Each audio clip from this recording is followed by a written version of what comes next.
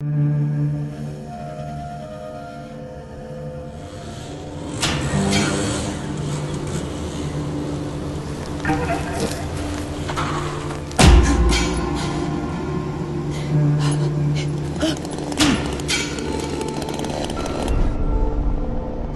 که این درخت رو بزنی تا دل تو و کسایی که عزیزشون این بالا از دست دادن خنک شه. با این جنگل میخوای چیکار کنی؟ بزرگ این روستا کیه؟ اینجا بزرگ و کوچیکش ترس به جانشان میفته وقتی میخوام با تبر نزدیک این درخت بشم. مردم روستا اگه درخت میترسن. ها جلو من رو بگیرن؟